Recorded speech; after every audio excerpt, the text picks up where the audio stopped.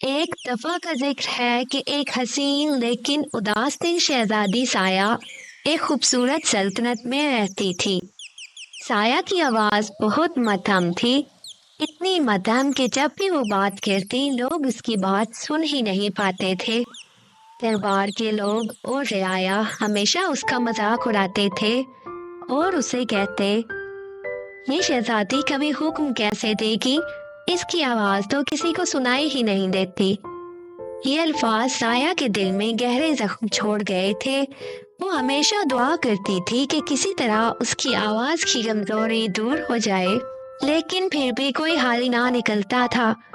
اس کے دل میں ایک غم تھا جو ہر دن بڑھتا جا رہا تھا اور وہ کبھی بھی خوش نہیں رہ پاتی تھی۔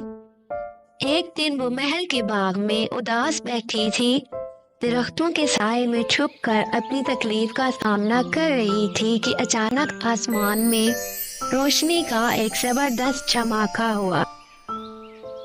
سایہ نے چونک کر آسمان کی طرف دیکھا کہ ایک خوبصورت پری اس کے سامنے آ کر کھڑی ہوئی۔ پری کی آنکھوں میں محبت اور ہمدردی تھی۔ سایہ، میں جانتی ہوں کہ تم کس چیز سے پریشان ہو، لیکن تمہاری پریشانی کا حل میرے پاس ہے۔ فکر نہ کرو، میں تمہاری مدد کرنے آئی ہوں، ایسا پری نے اسے کہا۔ پری نے مسکراتے ہوئے اپنی چھڑی سے ایک خوبصورت بلبلے کا تاج نکالا جس پر 3 بلبلے چمک رہے تھے۔ میں تمہیں یہ 3 جادوئی بلبلے کے ساتھ تاج دوں گی۔ ہر بلبلہ ایک جادوئی تحفہ رکھتا ہے۔ تم اسے 3 دن تک استعمال نہیں کرنا، اور اگر تم اس کو 3 دن تک استعمال نہیں کرو گی تو میں تمہاری آواز بلند کر دوں گی۔ سایہ نے تاج کو قبول کیا اور کہا کہ میں 3 دن تک استعمال نہیں کروں گی۔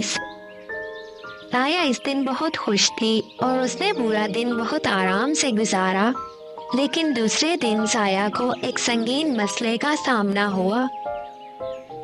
گاؤں کے قریب ایک دریا تھا جو کئی مہینوں سے خشک پڑا تھا۔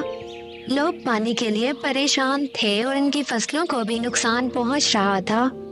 سایہ کو یاد آیا کہ پری نے کہا تھا کہ جادوئی تاج سے وہ 3 کام کروا سکتی ہے، لیکن وہ اس تاج کو استعمال کرنے کے بعد اپنی آواز کو کبھی بلند نہیں کر پائے گی۔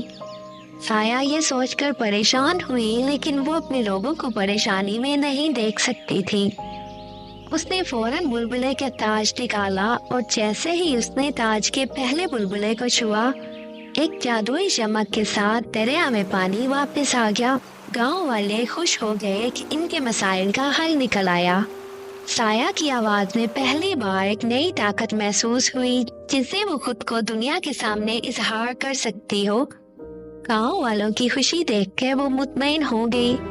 ابھی رات ہوئی ہی تھی کہ گاؤں میں ایک نئی مصیبت آ گئی۔ ایک خطرناک بیماری پھیلنے لگی اور لوگ تیزی سے بیمار ہو رہے تھے۔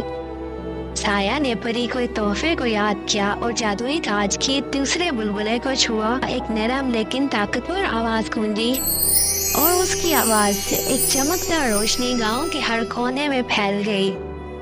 بیماری کا اثر ختم ہو گیا اور لوگ اچانک ٹھیک ہو گئے۔ یہ کیسا جادو ہے؟ سایہ نے سوچا۔ گاؤں والے خوش ہو گئے اور شہزادی کی محبت میں مزید اضافہ ہو گیا۔ سایہ کو محسوس ہوا کہ اس کی آواز اب صرف کمزوری نہیں بلکہ طاقت بن چکی ہے۔ صبح ہوتے ہی گاؤں کے راستے میں ایک بڑی چٹان آ گئی تھی جس سے لوگ گزر نہیں پا رہے تھے، اور یہ چٹان ان کے راستے کی سب سے بڑی رکاوٹ بن گئی تھی۔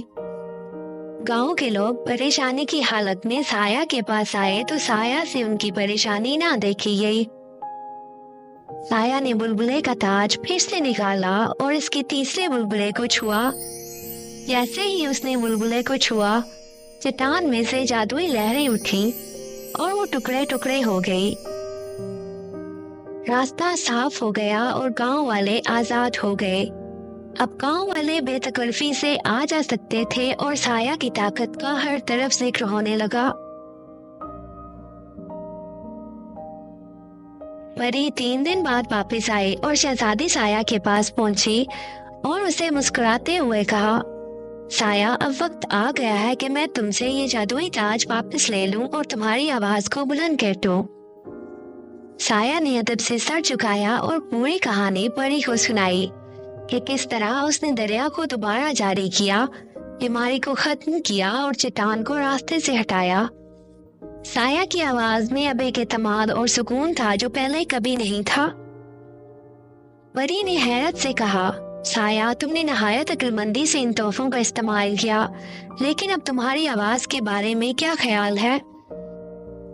میں اب اسے کیسے بلند اور طاقتور کر پاؤں گی جبکہ تم نے جادوئی تاج بھی استعمال کر لیا ہے؟ سایہ نے مسکراتے ہوئے جواب دیا، نہیں، اب میں جان گئی ہوں کہ اصل خوشی اپنی خامیوں کو قبول کرنے اور دوسروں کی مدد کرنے میں ہے۔ میری آواز جتنی بھی مدھم ہو، میں نے دیکھ لیا ہے کہ اس سے میرا دل کتنا مضبوط ہو سکتا ہے۔ مجھے اپنی آواز جیسی ہے ویسی ہی پسند ہے۔ پری نے فخر سے کہا، تم نے اپنی عاجزی اور محبت سے ثابت کر دیا ہے کہ حقیقی طاقت جادو میں نہیں بلکہ دل کی خوبیوں میں ہوتی ہے۔ پری نے تاج واپس لیا اور روشنی میں تبدیل ہو کر آسمان کی طرف اڑ گئی۔ سایہ پہلے سے کہیں زیادہ مطمئن اور خوش تھی۔ گاؤں والے بھی اس کی محبت اور قربانیوں کو یاد رکھتے تھے اور وہ جان گئے تھے کہ سایہ ان کے لیے ایک حقیقی شہزادی تھی، نہ صرف خوبصورتی میں بلکہ دل کے عزم میں بھی۔